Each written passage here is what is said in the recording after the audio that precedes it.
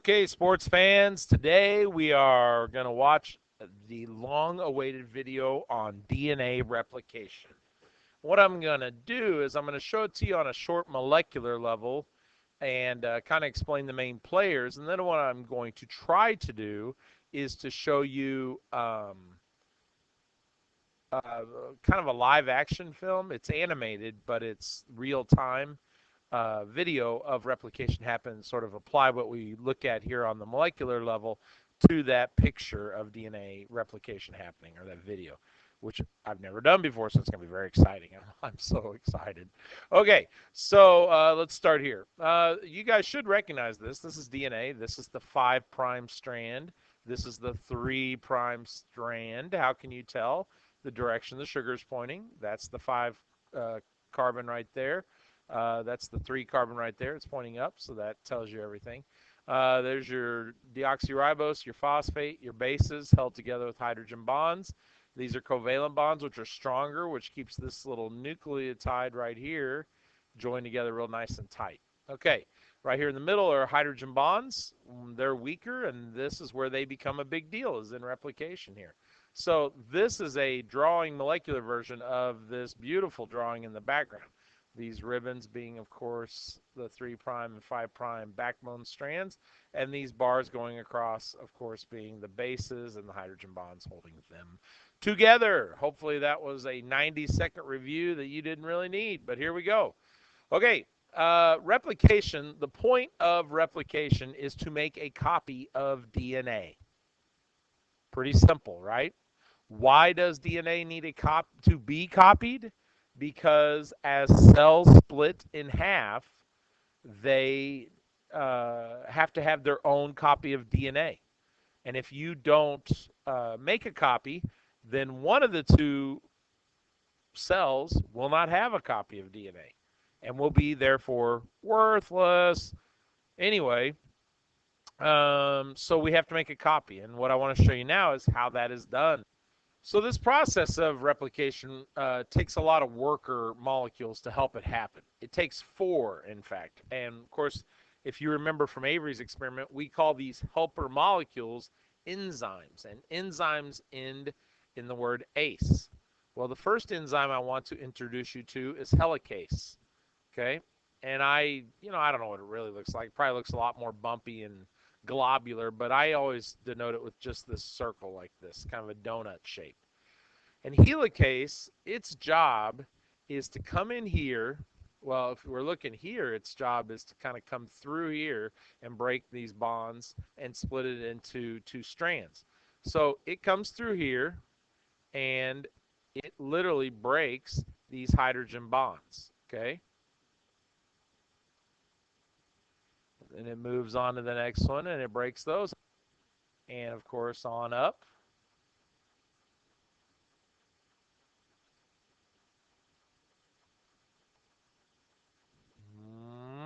Almost. And of course, as this is happening, these 2 strands, now that they're not held together with hydrogen bonds, they're going to start to split apart from each other. And as it's opening like this, it splits open as these hydrogen bonds are broken by the helicase, okay? And what this creates, if we're looking on this bigger model here back here, as these are broken, these 2 deals kind of open up wider, okay? And all these things are gone. And that makes this kind of cool thing called a replication bubble. And the replication bubble may be, 4 or 5 of these turns long. Okay, so let me see if I can sketch that for you. So if we're looking, if this is our DNA, and it kind of normally, has this, and, like so, with the replication bubble, it looked more like this, just all wide open, okay? Maybe it crosses right there. Boom. And it joins together again right here, okay? This is where we would find our helicase, right there at the end of the replication bubble, moving down.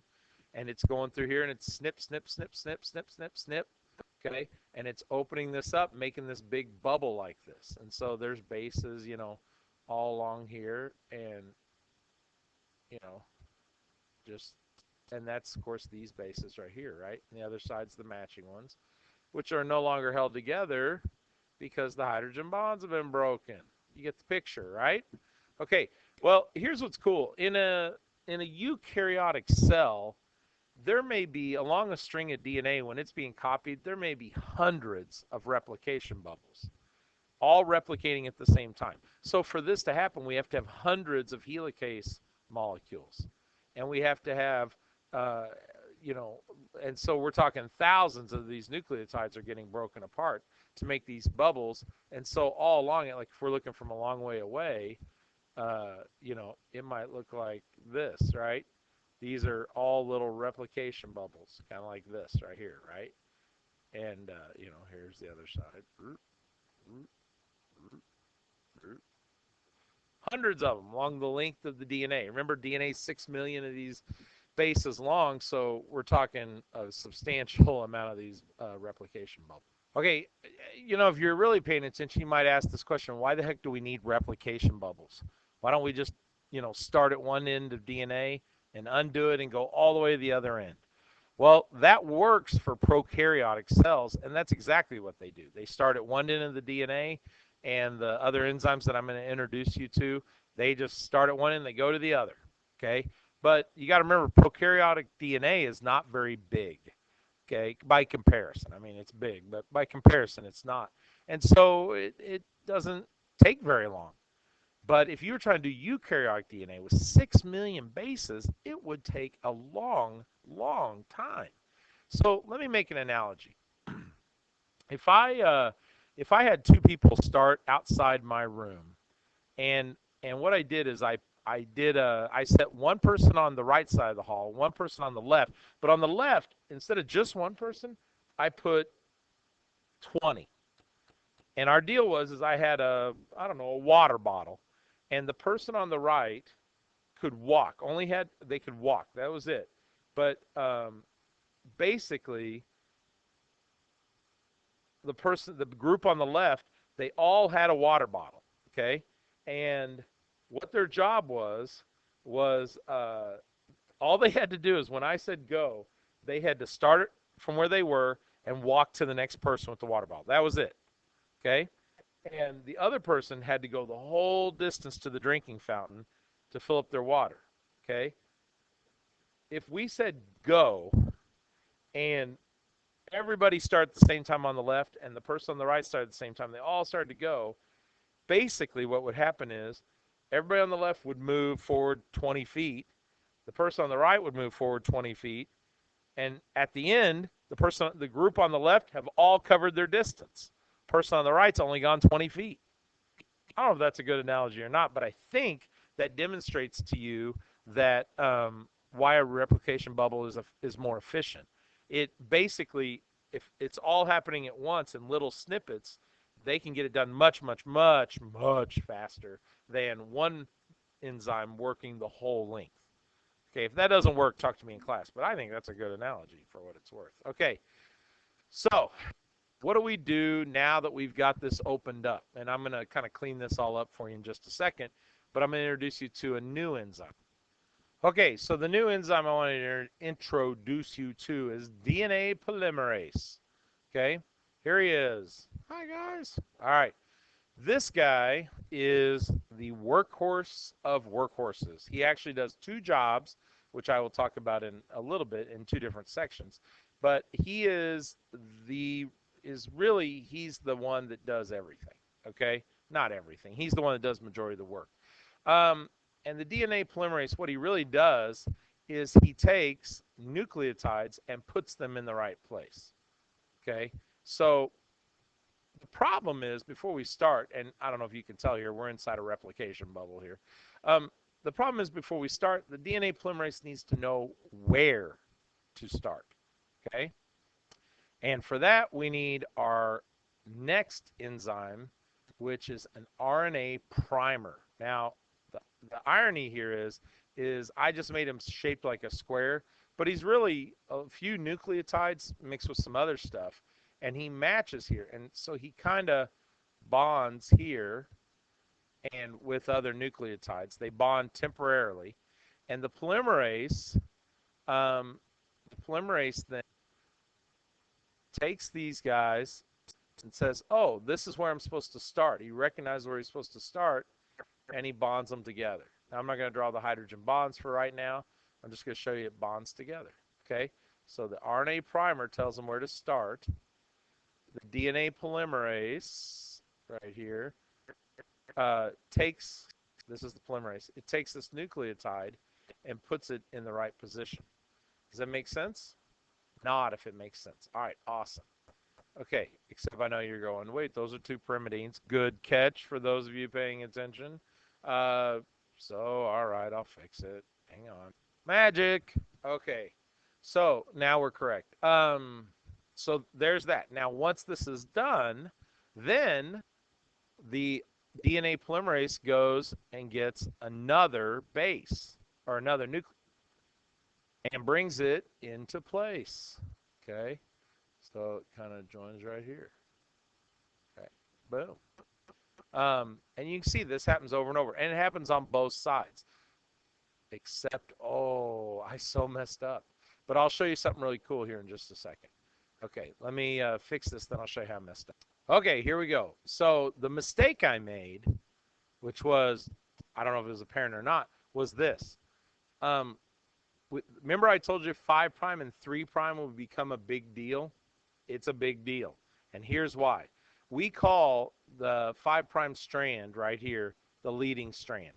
Okay? That's what it's called during replication.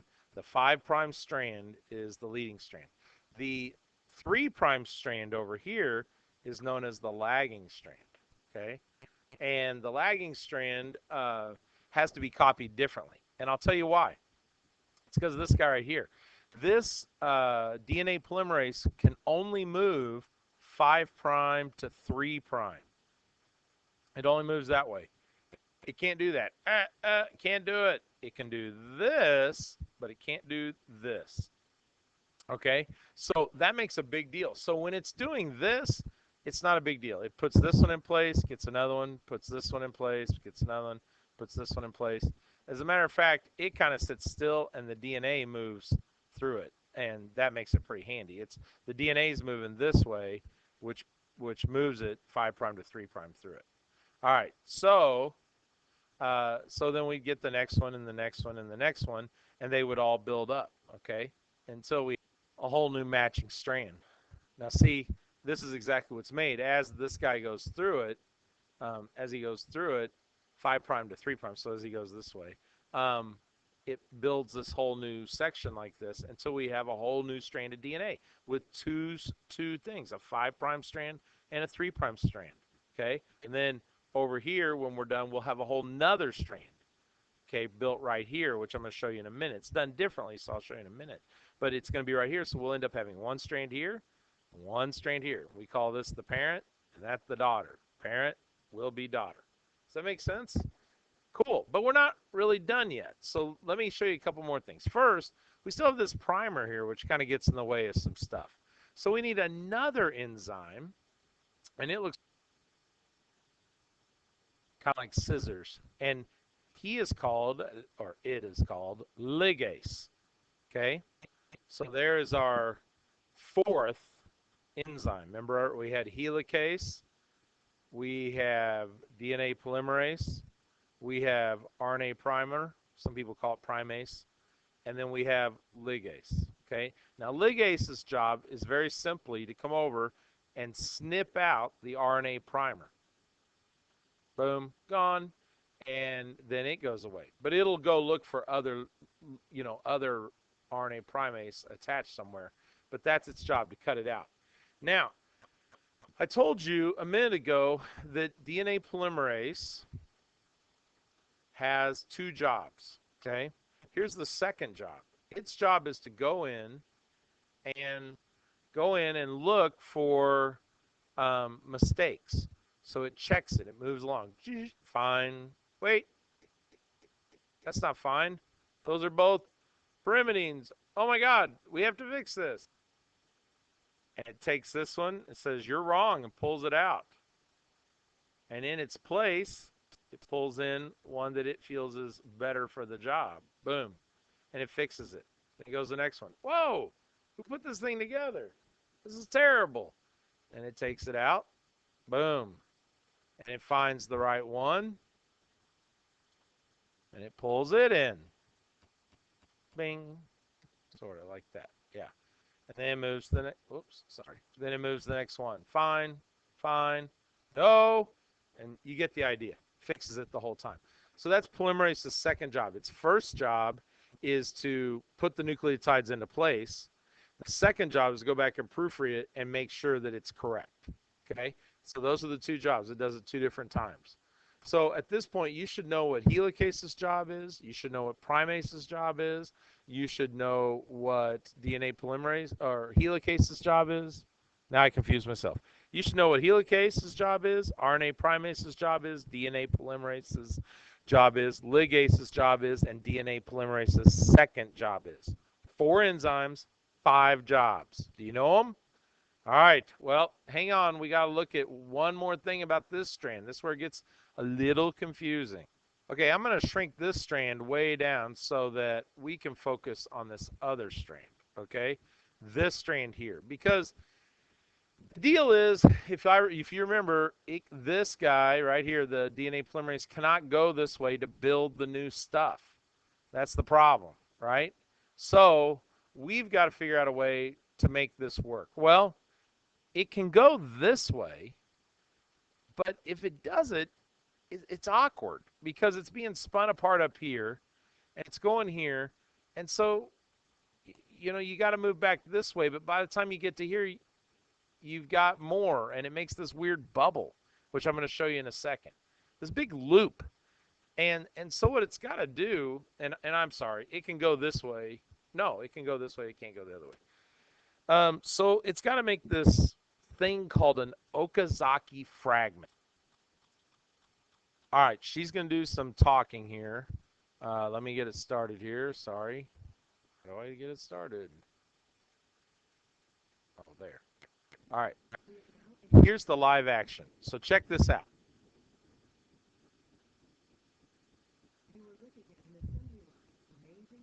That's the loop. Okazaki fragment. We're going to see it close up.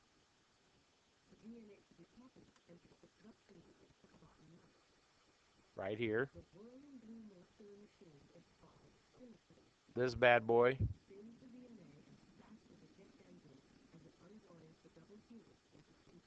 6,000 revolutions per minute. This one, leading strand. See, it spins off here and then it's made. See, told you I wasn't making it up. Right there. Whoa! There's another one. Okazaki fragments. Okazaki. Okay. All right. Let me back that up just a tiny bit. Kind of show you some stuff. Okay. This is the helicase. This blue thing is the primase. So it attaches, and then the DNA polymerase says, I'm going to start here. And then it feeds it through from the 5' end first, and then it pulls nucleotides in. And I don't remember if in this video it really shows the nucleotides. Where they come from, they're all floating around out here in the nucleoplasm. Out here. They're just loose. So there's a nucleotide. Oh my God, there's another one. There's another one. There's another. This thing grabs them, puts them into place, and then the hydrogen bonds form, and it makes a new strand of DNA right there. Okay, which is pretty cool. They don't really show the ligase coming through and cutting this off, but it does. Okay, now what I want you to pay attention to here is, though, and it's hard to see, so let me play a little bit, and then we'll stop. Okay, let's stop. This is the primase, okay? And so I apologize. I think I had them reversed. The blue is the polymerase, the green is the primase. The primase attaches here, okay? And it attaches because it is matching strands. So if there's a little bit of this that's ATC, then the other one's, you know, TGA, you know, except it's longer than that. But that's basically it. So he goes, hey, that matches, and so this attaches. When it does, right here is the polymerase for the other side. And this kind of gets attracted to that, and then it starts pulling it through in the correct direction. Okay, so let's watch a little bit of that. See, right here, this is the stuff that just was unwound all the way here. This was a piece of primase that's attached. This is the DNA polymerase that's adding the nucleotides. And what it's doing, it's hard to see, but right here is this strand that's coming around and into it, okay? And it's building it backwards until it gets to here, okay? And then at a certain point, what will happen is you're going to see a complete piece of DNA come into view, and it's going to come and hit here. When it does, this breaks free. Okay, and then this guy is going to hit another place, probably over here, and it'll attach there, and it keeps going back and forth. If it's a little weird, I get it. The Okazaki fragments, they're not easy. All right, here we go. See? Okay, it's going, it just attached there, right? Let's see if I can move it forward. Oh, yeah, okay, here. Backwards. Okay, see, there's the old DNA, and it let go. Ah! And he keeps going. It's pulling. It's pulling. You're going to see it. Here comes the new one. Ah! All right. The question is, does all that make sense? I don't know. This was a long video, so I think I'm going to stop here. You can watch this video segment over and over. Another place to go is my Prezi, because I think I have some pretty good step by step by step by step instructions as to what happens during replication. So if you're confused, go to my Prezi. It is the 5th column down, and it will tell you all about the parts of this and replication in general.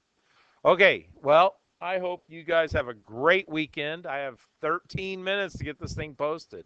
All right, peace out.